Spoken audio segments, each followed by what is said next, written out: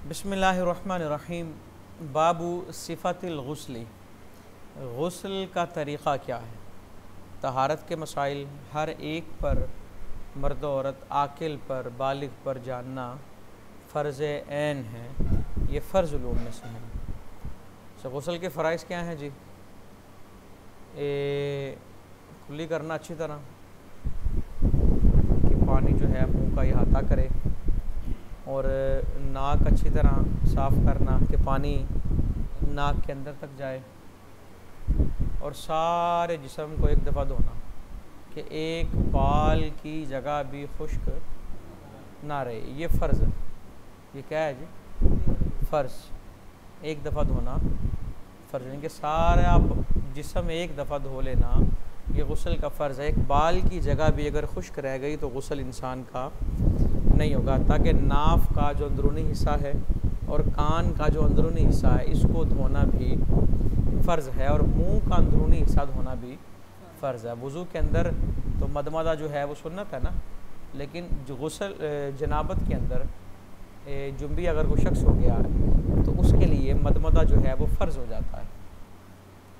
मदमदा फ़र्ज़ हो जाता है, क्योंकि जब आदमी बेवज़ू होता है ना, बेवज़ू आदमी कुरान पढ़ सकता है ज़बानी, लेकिन जुम्बी शख्स ज़बानी कुरान नहीं पढ़ सकता, क्योंकि जुम्बी शख्स का जो हदस है वो मुंह में भी सरायत कर जाता है, और बेवज़ू शख्स का जो हदस है वो मुंह में सरायत नहीं करता। यानी कि वो हदस अकबर, औरत है हैज़ आ गया, या औरत जुम्बी हो गई, मर्द मुहतलिम हो गया, जो हदस अकबर है, जिस हदस को दूर करने के लिए बड़ी तहारत की ज़रूरत पड़ती है गुस्ल की, उस सूरत में इंसान कुरान ज़बानी भी नहीं पढ़ सकता। और हद से असगर की सूरत में इंसान कुरान को ज़बानी पढ़ सकता है, देख सकता है, लेकिन छू नहीं सकता।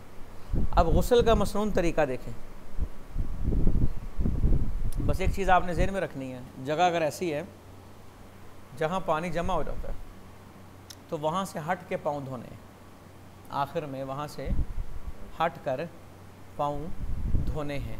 लेकिन अगर जगह ऐसी है वहाँ पानी जमा नहीं होता तो आप वहीं पर अपने पैरों को धो सकते हैं, लेकिन फिर इस चीज़ का ज़हन में ख़्याल रखें कि पानी ज़ाया ना हो और कोई भी हिस्सा खुश्क ना रहे। अब हुज़ूर अलैहिस्सलातु वस्सलाम के गुस्ल का तरीक़ा देखें। देखिए, ये हमारे नबी सल्लल्लाहु अलैहि वसल्लम की ज़ात है कि जिनकी जलवत भी बयान है और खलवत भी बयान है। और वजह क्या है बयान करने की कि हमें जलवत की रोशनी, जलवत में रहनुमाई चाहिए तो अपने नबी की ज़िंदगी को देखें, और खलवत के मसाइल की रहनुमा चाहिए तो अपने नबी की ज़िंदगी को देखें। और खलवत उसी की बयान होती है जो पाकीज़ा हो, और हुज़ूर अलैहिस्सलातु वस्सलाम की खलवत भी पाकीज़ा है, और वो भी मशअले राह है। देखिए, इसलिए तो एक एक चीज़ को बड़ी सराहत के साथ बयान किया गया। अम्मा आयशा रज़ी अल्लाह ताला अन्हा कहती हैं, रसूल रहमत सल्लल्लाहु अलैहि वसल्लम इज़्ग़तसल मिनल जनाबती, जब गुस्ले जनाबत फरमाते यबदाऊ फ़यग़सिलु यदैहि, तो अब स्टार्ट कैसे करते, अपने हाथों को धोते, फिर आप अपने दाएं हाथ से पानी लेकर अपने बाएं हाथ पर डालते, फ़यग़सिलु फ़रजाहु, फिर अपनी शर्मगाह को धोते। इफ़राक का मतलब होता है उड़ेलना, यानी कि आप दाएं हाथ से पानी बाएं की तरफ उड़ेलते और अपनी शर्मगाह को धोते, यानी कि पानी हाथ से ही निकाल रहे हैं। अगर डोंगा वगैरह नहीं है तो सबसे पहले पानी लेके हाथों को धो लें, फिर हाथ से ही चुल्लू भर भर के पानी निकालते जाएं। सुम्मा तवद्दाउ वुदूअहु लिस्सलात, फिर आप वो वज़ू करते जो नमाज के लिए, यानी कि सबसे पहले हाथों को धोने के बाद नजासत को दूर करना है, फिर वो वज़ू करना है जो नमाज का वज़ू है अच्छी तरह, लेकिन पाँव नहीं धोने, पाँव आखिर में धोए जाएंगे। सुम्मा याखुज़ुल मा, फिर आप पानी लेते, फ़यदखुलु असाबिअहु फ़ी उसूल शारी, और अपनी उंगलियां बालों की जड़ों में दाखिल कर लेते, यानी कि बालों के अंदर, सर के अंदर पानी पहुंचा देते। यहाँ फुक़हा ने वजाहत ये लिखी है कि अगर आप गुस्ल तब कर रहे हैं कि भी आप ताज़ा सोकर उठे हैं, फिर आप सर के ऊपर से आगाज़ ना करें, फिर आप कंधे से आगाज़ कर लें, अपने जिस्म को धो लें पहले, ताकि सर जो है वो ठंडा हो जाए, क्योंकि सोने के बाद इंसान जब उठता है तो सर उसका गर्म होता है, तबीयत मुतासिर हो सकती है। तो इंसान पहले अपने दाएं कंधे को धो ले, फिर बाएं, फिर आखिर में सर से धो ले। अच्छा जी, हत्ता इज़ारा, जब आप देख लेते अन क़दिस्तबरा कि आपका वो जो यानी कि पानी जो है वो अंदर पहुंच चुका है जड़ों तक, हफ़न अला रासी सलासा हफ़नात, फिर आप अपने सर पर 3 चुल्लू उड़ेलते, 3 चुल्लू डाल, यानी कि जड़ों तक पहुंच गया। आप ऊपर वाले हिस्से हैं तो उसके ऊपर तो पानी ऐसे ही पहुंच जाएगा, जड़ों तक पानी पहुंचाना पड़ता है, तो उसके अंदर आप कोशिश करते पहुंचाते। सुम्मा अफ़ाद अला साइरि जसदिही, फिर पानी बहाते अपने सारे जिस्म पर। सुम्मा गासल रिजलैहि, फिर अपने पैरों को धोते, आखिर में अपने पैरों को धोते। आगे देखिए, हज़रत मैमूना रज़ी अल्लाह तआला अन्हा कहती हैं कि मैंने हुज़ूर अलैहिस्सलातु वस्सलाम के लिए गसल तैयार किया। ये लफ्ज़ गसल है, गुसल नहीं। गसल का मतलब वो बर्तन या वो पानी जिससे गुसल करना इंसान, जिस तरह वज़ू और वज़ू होता है। वज़ू तो है वो एक्ट, हाथ धोना, मुंह धोना, मसा करना, पाँव धोना, और वज़ू वो बर्तन या वो पानी जिससे वज़ू करना है। कहते हैं मैंने हुज़ूर अलैहिस्सलातु वस्सलाम का जब गसल तैयार किया, फ़सतरतुहु बिसौबिन, तो मैंने ना वो एक कपड़े का पर्दा लगा दिया, यानी कि वो गुसल का पानी रख दिया तो आप अलैहिस्सलातु वस्सलाम गुसल फरमाने लगे तो एक पर्दे के पीछे या पर्दा कर दिया। अब मकसद क्या था, ताकि ये चीज़ देखी जाए हुज़ूर अलैहिस्सलातु वस्सलाम के गुसल का तरीक़ा क्या है। पर्दा भी दरमियान में आ गया और आपने गुसल कैसे किया, वसब अला यदैहि फ़ग़सलहुमा, पानी उंडेला अपने हाथों पर, उनको धोया, फिर दाएं हाथ से बाएं हाथ पर उंडेला, शर्मगाह को धोया।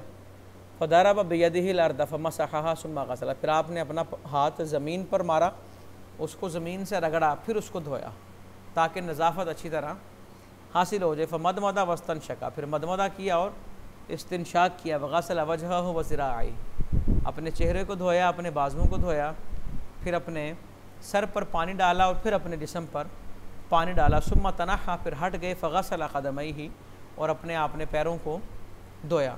हज़रत मैमूना कहते हैं फ़नावलतुहु सौबन फ़लम याख़ुज़, मैंने कपड़ा पेश किया हुज़ूर अलैहिस्सलातु वस्सलाम को, तौलिया वगैरह, तो आपने उसे नहीं लिया।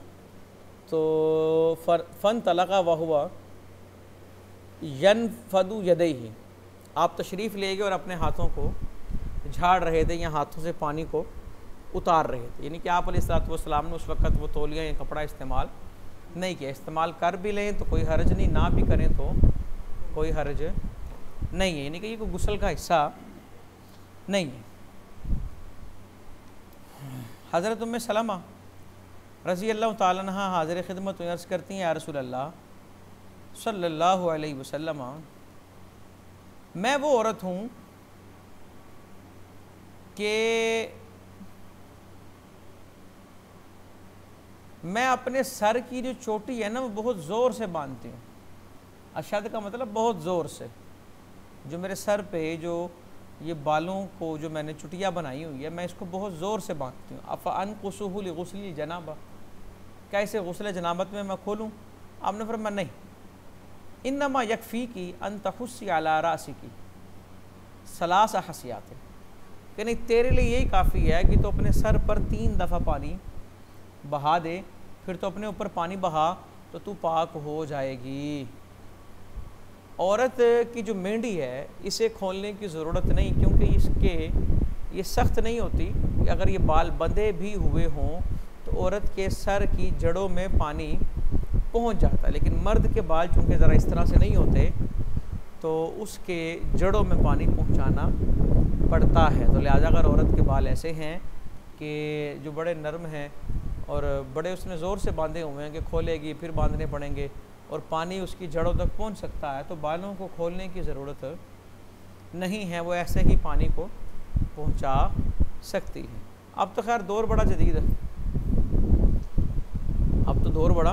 अब तो बाल बांधने भी दोबारा कोई मसला नहीं है, बालों को खुश करना भी कोई मसला नहीं है। अब तो दौर के तकाज़े जो हैं वो, यानी कि इस दौर के अंदर बड़ी जदीद सहूलतें दस्तयाब हैं। देखिए जब आयशा रज़ी अल्लाह तआला अन्हा कहती हैं कि उन्हें हुज़ूर अलैहिस्सलातु वस्सलाम ने फरमाया वकानत हाइदा, और आप हाइज़ा हैं, यानी कि मतलब क्या कि आप ये जिस गुस्ल की बात हो रही है ये गुस्ल वो था जो हैज़ का खून ख़त्म होने के बाद किया जाता है। आपने फरमाया उन खुदीशा रकी वग़तसिली, अपने बालों को खोल लो और गुस्ल करो। यानी कि इस रिवायत में आया कि बालों को खोल लें, ये बयान जवाज़ के लिए, ये बयान आगे अम्मा आयशा रज़ी अल्लाह ताला अन्हा की ही रिवायत आएगी कि औरतों के लिए बालों को खोलना ज़रूरी नहीं है। ये बयान जवाज़ के लिए कि खोल लें तो बेहतर है, और अगर नहीं औरत खोलती तो इसी तरह वो गुस्ल कर लेती है, लेकिन शर्त यह है कि पानी जड़ों तक पहुँच जाए तो वो उसे किफ़ायत करता है। देखिए आगे, उबैद बिन उमैर कहते हैं बालग़ आयशा था, अम्मा आयशा रज़ी अल्लाह ताला अन्हा तक ये बात पहुँची कि अब्दुल्लाह इब्न उमर रज़ी अल्लाह ताला अन्हु औरतों को ये हुक्म देते हैं कि इज़ख्तसलना अन यनक़ुदना रूअसहुन्ना, कि जब ख़वातीन गुस्ल करें तो वो अपने सरों को खोलें, अपने बालों को खोलें, यानी कि सरों पे जो चुटिया बांधी हुई है उसको खोल लें। तो अम्मा आयशा फरमाने लगी या अजबन ले इब्न उमर, इब्न उमर पर ताज्जुब है, वो लोगों को ये क्यों नहीं हुक्म दे देते, वो लोगों को हुक्म देते हैं इज़ख्तसलना, औरतों को हुक्म देते हैं कि जब वो गुस्ल करें इनक़दना रूअसहुन्ना, अपने सरों को खोलें, अफ़ला या अमुरुहुन्ना यहलिकना रूअसहुन्ना, तो ये क्यों नहीं कह देते औरतें टिंड करवा लें।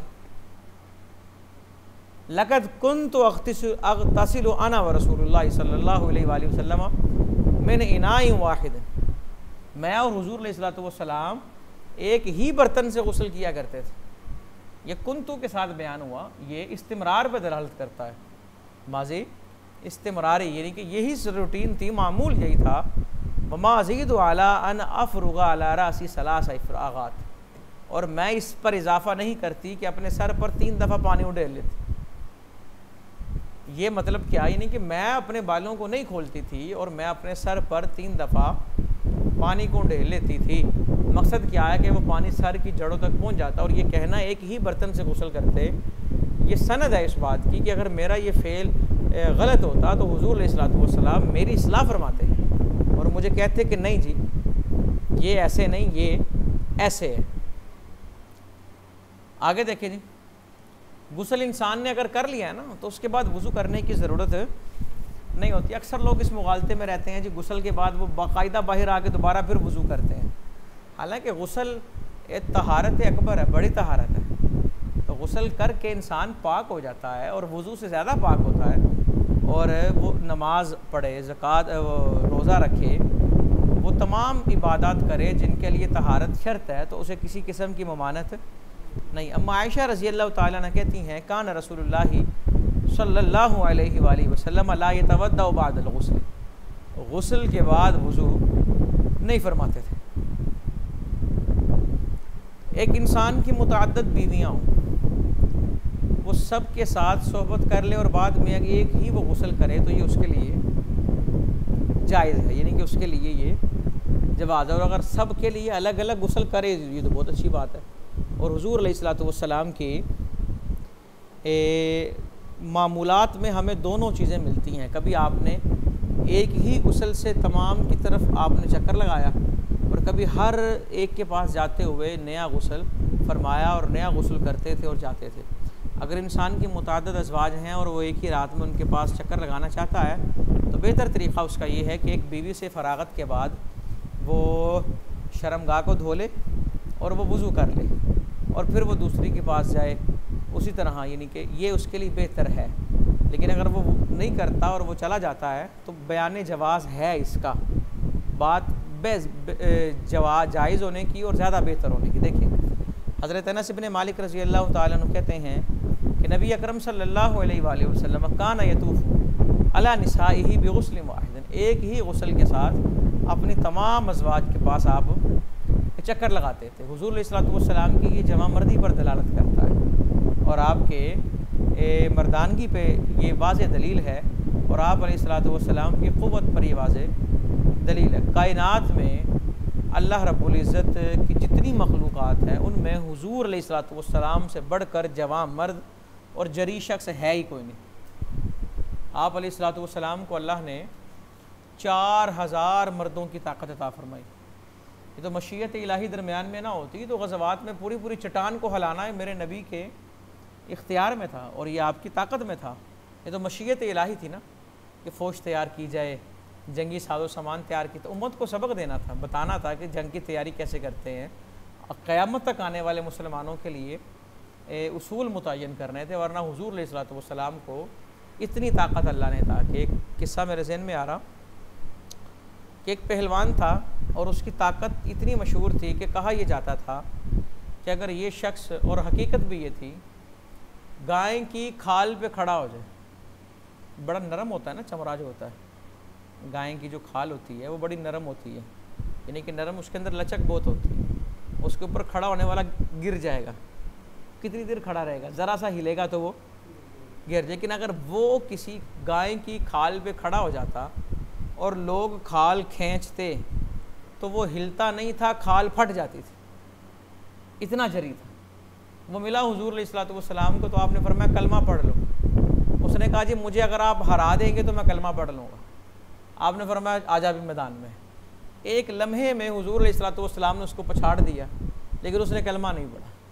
तो हुज़ूर से बढ़कर बहादुर कोई भी नहीं है। ये कोई आम, ये हुज़ूर का मौजज़ा है। एक रात में इतनी अज़वाज के यहाँ जाना, ये हुज़ूर अलैहिस्सलातु वस्सलाम का मौजज़ा है। आगे देखें, हज़रत अबू राफ़े, ये हुज़ूर अलैहिस्सलातु वस्सलाम के ग़ुलाम हैं, कहते हैं अन्ना रसूलुल्लाह सल्लल्लाहु अलैहि वसल्लम ताफ़ अला निसाइही फ़ी लैला, एक रात में आप अपनी अज़वाज के पास गए, फ़ख्तसला इंदा कुल्लि इम्रअतिन मिनहुन्ना गुस्ल, तो हर एक के लिए आपने गुस्ल किया।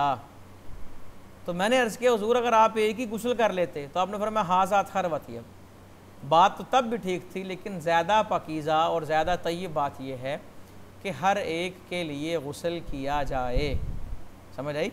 ये बयान जवाज़ के लिए कि ये कर लिया जाए तो ज़्यादा बेहतर है। और ऊपर वाली जो रिवायत काना यतूफ़ु, काना इस्तिमरार पे दलालत करता है, यानी कि मामूल जो है वो अक्सर जो है वो ये था। कभी कभार इंसान को इस तरह कर लेना चाहिए कि मुतअद्दिद अज़वाज के पास वो गया तो हर दफ़ा वो गुस्ल करे, ताकि दोनों सुन्नतों पर अमल हो जाए। बार बार करेगा तो ज़ाहिर सी बात है वो हाजत में मुब्तला होगा, वो मशक्क़त में पड़ जाएगा और वो उकता जाएगा। और बसा औक़ात पानी की दस्तयाबी नहीं होती, बसा औक़ात मौसम किस तरह का होता है, बसा औक़ात सेहत के मामलात होते हैं। तो हुज़ूर अलैहिस्सलातु वस्सलाम का उसवा हसना हर तरह के माहौल के लिए दस्तयाब है। जुम्बी का हुक्म क्या है जी? जुम्बी शख्स अगर सोना चाहे जनाबत की हालत में, तो वो सोने से पहले शर्मगाह को धो ले और वज़ू कर ले। जुम्बी शख्स कुरान की तिलावत नहीं कर सकता, जुम्बी शख्स मस्जिद में दाखिल नहीं हो सकता। जुम्बी, लफ्ज़ जुम्बी जहाँ मैं इस्तेमाल कर रहा हूँ, आप इसको हद से अकबर समझ लें। हाइज़ा औरत हो या जुम्बी शख्स हो या मोहतलिम हो, यानी कि जिस पर गुस्ल फ़र्ज़ हो गया है, अब वो ना कुरान की तिलावत कर सकता है, ना वो मस्जिद में दाखिल हो सकता है। अगर वो सोना चाहे उसी हाल में, तो वह वज़ू करे, शर्मगाह को धोए, यानी कि नजासत को दूर करे और वो सो जाए। ठीक है। इसी तरह एक औरत जुम्बी हो गई है, वो बच्चे को दूध पिलाना चाहती है तो पिला सकती है, इजाज़त है, वो वज़ू कर ले और बच्चे को दूध पिला ले। अगर वज़ू करने में भी हर्ज आ रहा है उस वक़्त, तो वैसे भी दूध पिला सकती है। खाना बनाना है या खाना खाना है, तो ये सारी चीज़ें जायज़ हैं, इनके अंदर मुमानत नहीं है। अम्मा आयशा रज़ी अल्लाह ताला ने फरमाती हैं कि आका अलैहिस्सलातु वस्सलाम इज़ा अरादा अन यनाम व हुवा जुनुबुन, जनाबत की हालत में सोना चाहते तो क्या करते? शर्मगाह को धो लेते और वो वज़ू करते जो नमाज का। ये नमाज के वज़ू की कैद इसलिए लगाई जाती है क्योंकि बहुत सी हदीसों में या बहुत सी जगहों पे वज़ू की बात आई है, लेकिन वहाँ पर वज़ू से मुराद सिर्फ हाथ धोना और कुल्ली करना है, जिसको खाने का वज़ू भी कहा जाता है। तो इसलिए नमाज का वज़ू, कोई ये ना समझे भी किसी और चीज़ का भी वज़ू होता है, खाने का भी वज़ू होता है, तो वो क्या है? हाथ धोना और कुल्ली करना। तो हुज़ूर अलैहिस्सलातु वस्सलाम नमाज का वज़ू फरमाते। देखिए, हज़रत इब्न उमर कहते हैं कि हज़रत उमर रज़ी अल्लाह ताला ने फरमाया कि अल्लाह के रसूल सल्लल्लाहु अलैहि वसल्लम, क्या हम में से कोई एक सो जाए जनाबत की हालत में? आपने फरमाया हाँ, इज़ा तवद्दा, वज़ू कर ले और सो जाए। आगे देखिए, अम्मार इब्न यासिर रज़ी अल्लाह अन्हु कहते हैं कि आका अलैहिस्सलातु वस्सलाम ने रुख्सत दे दी, इजाज़त दे दी जुम्बी के लिए। मैं फिर बता दूँ, यहाँ जुम्बी, हाइज़ा तमाम मुराद हैं, हर वो जो हद से अकबर में मुब्तला हो गया। इजाज़त दे दी, इज़ा अरादा अन याकुला औ यशरबा औ यनामा अन यतवद्दा वुदूअहु लिस्सलात, सोना चाहे, खाना चाहे, कुछ काम करना चाहे, वो नमाज का वज़ू करे और वो अपने मामूल को जारी रखे। लेकिन वो इबादतें जिनके लिए तहारत शर्त है, अब वो वज़ू के साथ वो नहीं कर सकता जब तक वो गुस्ल ना करे। हाँ। अब आगे देखिए,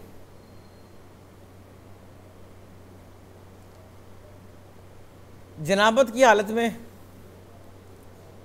अगर सोना चाहते तो हुज़ूर अलैहिस्सलातु वस्सलाम वज़ू फरमाते, और अगर खाना पीना चाहते तो सिर्फ खाने का वज़ू फरमाते।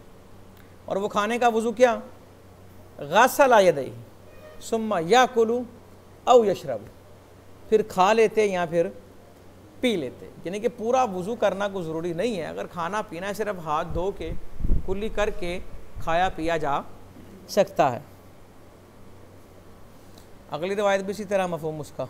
आगे देखिए, मौला अली रज़ी अल्लाह तआला अन्हु आक़ाए दो जहां सल्लल्लाहु अलैहि वसल्लम से बयान फरमाते हैं कि आपने फरमाया, ला तदखुलुल मलाइका बैतन फ़ी सूरतुन वला कल्बुन वला जुनुबुन, फ़रिश्ते उस घर में दाखिल नहीं होते जहाँ तस्वीर हो, और ना वहाँ दाखिल होते हैं जहाँ कुत्ता हो, और ना वहाँ दाखिल होंगे जहाँ जुम्बी हो। क्या मतलब इसका?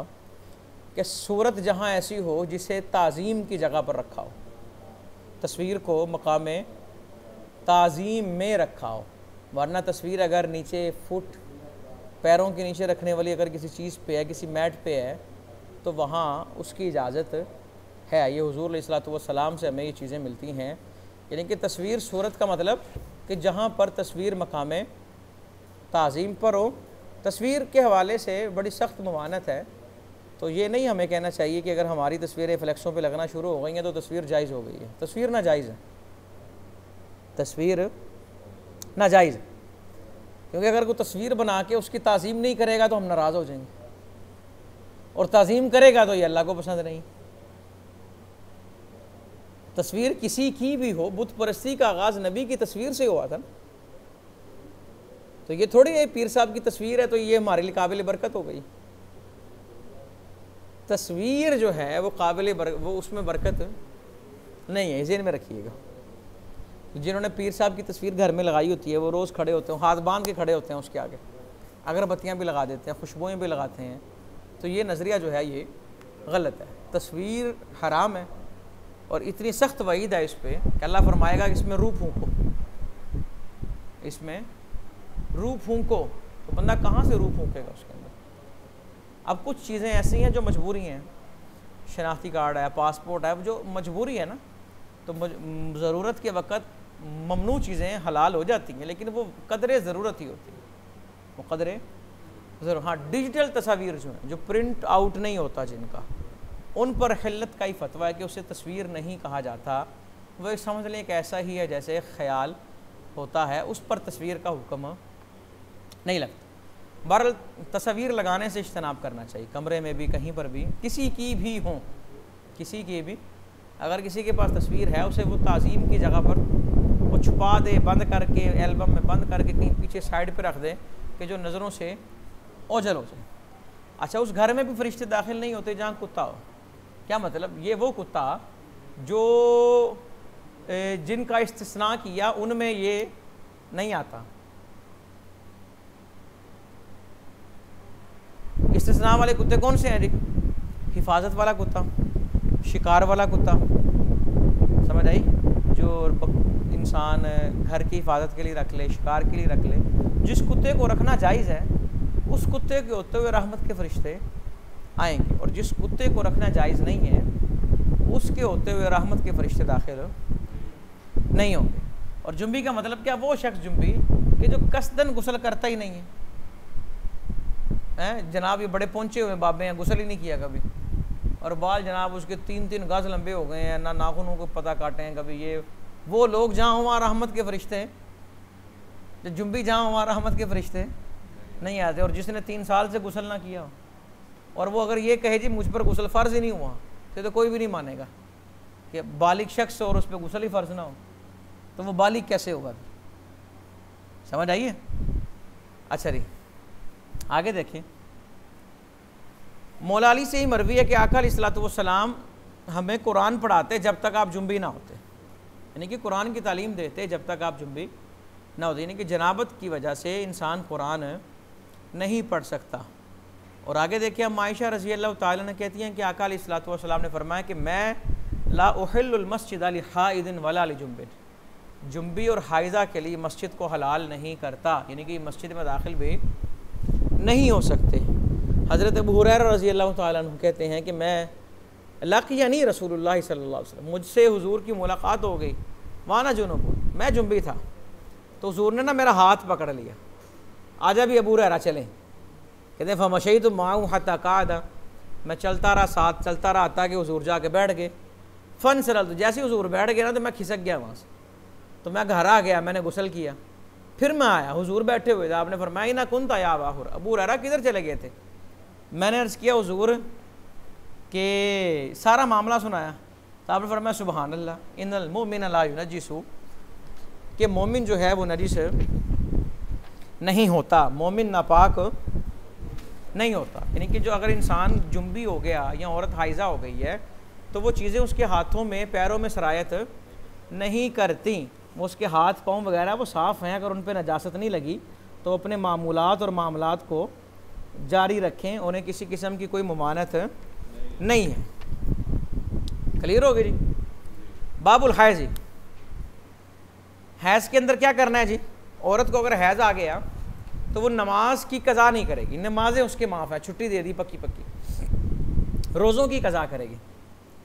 नमाजें चूँकि रोज़ पढ़नी होती हैं और हैज़ हर महीने आना है और 3 से 10 दिन तक चलना है, तो इसकी अगर कज़ा औरत करेगी तो वो हर्ज में मुब्तला होगी, उसने घर के काम काज भी देखने हैं, बच्चों को भी संभालना है। तो मेरे नबी सल्लल्लाहु अलैहि वसल्लम ने औरत पर रहमत फरमाई और उसे नमाज की रुख्सत दी। और रोज़े जो हैं वो साल में एक दफ़ा आते हैं महीने के लिए, और 3 या 10 रोज़े मिस होंगे, 3 से 10 तक, 4, 5, 6, तो वो साल भर में उसकी कज़ा की जा सकती है। इसलिए रोज़ों की कज़ा है, नमाज की कज़ा हाइज़ा औरत के लिए नहीं। और बाकी अहकाम इसके वही हैं जो मर्द के लिए, ये कुरान को पढ़ नहीं सकती, कुरान को छू नहीं सकती। अगर कोई मुअल्लिमा है या कोई तालिबा हैज़ की हालत में, वो कुरान को ना तालीम दे सकते हैं ना उसकी तालीम ले सकते हैं। हाँ, अगर कोई औरत ऐसी है जो हिज्जे करके पढ़ाती है, कायदा पढ़ाती है तो वो पढ़ा सकती है, उसे उसकी इजाज़त है। तो इसलिए हाँ, लेकिन शर्त ये है कि वो क्लास मस्जिद में ना होती हो, वो क्लास मस्जिद में। इसलिए औरतों को चाहिए कि सिलेबस इस तरह का बनाएं कि अगर जो बच्चियां हैं वो उनमें से जिसको माहवारी आ रही है तो वो उस दौरान अपने कवायद, उसूल या कानून शरीयत या इस तरह की किताबें जो हैं वो उनको पढ़े। अच्छा जी, हज़रत मुआज़ा रज़ी अल्लाह ताला ने कहती हैं कि मैंने आयशा रज़ी अल्लाह ताला ने से पूछा कि ये हैज़ वालों का मामला क्या है कि रोज़ों की कज़ा करती हैं और नमाज की नहीं करती। तो आपने फरमाया अहरूरिया तो नंती, और तू हरूरिया हो गई। ये खारजियों का एक ग्रोह है जो हरूरिया जगह पे रहता था। कहने लगी नहीं, हरूरिया नहीं हो, लेकिन मैं पूछ रही हूँ कि हमें जब ये मुसीबत पहुँचती है तो हमें हुक्म दिया गया है रोज़ों की कज़ा का, लेकिन हमें नमाज की कज़ा का हुक्म नहीं दिया गया। तो मतलब इसका क्या है कि जो हुक्म दे दिया बस उसको फॉलो करो, उसके पीछे ना चलो क्यों कैसे, ये मुसलमान का काम नहीं है। और हिकमत इसकी क्या है वो मैंने आपके सामने रख दी। हज़रत अबू सईद खुदरी रज़ी अल्लाह ताला अन्हु हदीस में बयान करते हैं कि रसूलुल्लाह सल्लल्लाहु अलैहि वसल्लम ने फरमाया अलैसा इज़ा हादत लम तुसल्ली वलम तसुम, कि क्या नहीं है ऐसा कि जब वो हैज़ वाली हो जाए ना वो नमाज पढ़े ना वो रोज़े रखे। ये हदीस मुकम्मल नहीं है। बात तो ठीक है कि औरत को हैज़ आ गया, ना वो नमाज पढ़ेगी ना वो रोज़ा रखेगी, ये बात तो ठीक है, लेकिन सवाल ये है क्या बाद में भी रखेगी कि नहीं। तो दीगर हदीसें उसकी वजाहत कर रही हैं कि नमाज वो बाद में नहीं पढ़ेगी लेकिन रोज़ा वो बाद में। औरतों को चाहिए कि अगर हैज़ के दिन आ जाए तो वो मुसल्ला बिछाएँ, जायनमाज़ बिछाएँ, उस पर अपनी तस्बीहात पढ़ें ताकि नमाज़ पढ़ने की रूटीन ख़राब, क्योंकि 7 दिन 10 दिन अगर वो नमाज नहीं पढ़ेगी तो उसके बाद नमाज को कंटिन्यू करना ये मुश्किल हो जाता है। तो वज़ाइफ बताए गए हैं, वो तीसरा कलमा पढ़े कसरत से, बहरहाल वो नमाज का मामूल बनाए। अलकमा कहते हैं, अपनी वालदा से रिवायत करते हैं, यह आयशा रज़ी अल्लाह ताला अन्हा की खादिमा थी कि औरतें आयशा रज़ी अल्लाह ताला अन्हा के पास ना डिबिया बेचती, उसके अंदर रुई होती और उस रुई पे हैज़ का जर्द खून लगा होता। जर्द रंग है, यानी कि भेजने का मकसद ये होता था कि अब खून इस रंग का हो गया है, क्या अब नमाज शुरू कर दें कि ना करें? तो आप उन्हें फरमाती हैं फ़तक़ूलु लहुन्ना कि जल्दी ना करो, हत्ता कि तुम सफ़ेदी देख लो, यानी कि जब बिल्कुल इसका रंग ख़त्म हो जाए। सफ़ेदी देख लो का मतलब क्या कि जब ये जर्द जो पन है ये भी ख़त्म हो जाए, यानी कि पहले रंग गाढ़ा होता है फिर आहिस्ता आहिस्ता होते होते। तो कहने का मकसद ये है कि जब तक बिल्कुल खून ख़त्म नहीं हो जाता तब तक तुम तहारत हासिल नहीं करोगी और तब तक नमाज नहीं पढ़ोगे। एक और चीज़ ज़हन में रखें, औरत अगर ऐसी है जिसका हैज़ ख़त्म हो जाता है 10 दिनों से कम, अब अगर वो खामद उससे या वो खामद से सोहबत चाहे तो गुस्ल फ़र्ज़, गुस्ल के बगैर सोहबत। लेकिन अगर औरत वो है जिसका हैज़ 10 दिन बाद ही ख़त्म होता है, जो हैज़ की अक्सर मुद्दत है, अब उसके बाद अगर ख़त्म हुआ तो उस औरत ने गुस्ल नहीं किया तो वो खामन से हम बिस्तरी कर सकती है, लेकिन बेहतर यही है कि वो गुस्ल कर ले। इस्तिहाज़ा ये खून होता है, ये हैज़ नहीं होता। इस्तिहाज़े की वजह से ना नमाज माफ़ है ना रोज़ा माफ़ है। इस्तिहाज़े का खून जारी है, नमाज भी जारी रहेगी और रोज़ा भी रखा जाएगा। आयशा रज़ी अल्लाह ताला अन्हा कहती हैं कि हज़रत फ़ातिमा बिनत अबी हुबैश आका के पास आई, अर्ज़ करने लगी मैं वो औरत हूँ कि मुझे खून आता रहता है, मैं पाक ही नहीं होती, अफ़ादउस सलात, क्या मैं नमाज छोड़ दूँ? आपने फरमाया नहीं, ये जो इस्तिहाज़ा है ना ये एक रग है, इर्क़ है, ये हैज़ नहीं, यानी कि एक बीमारी है जिसकी वजह से ये खून आता रहता है। जब हैज़ आ जाए फ़दाइस सलात, नमाज छोड़ दे, और जब हैज़ चला जाए गुस्ल कर, अपने खून से वसली और नमाज पढ़। समझ आई? और आगे देखें बुखारी की रिवायत में लफ्ज़ क्या कि नमाज तो छोड़ दे उन दिनों की मिक़दार जो दिन तुझे हैज़ के हैं, फिर तो गुस्ल कर और नमाज़ पढ़। यानी कि अगर तेरा रूटीन ये है कि तुझे 7 दिन हैज़ आता है और उन तरीक़ों में तो नमाज छोड़ दे और फिर उसके बाद गुस्ल कर और नमाज शुरू कर दे, यानी कि इस्तिहाज़े की वजह से नमाज और रोज़े की माफ़ी नहीं है। अगली रिवायत का मफ़हूम भी इसी तरह।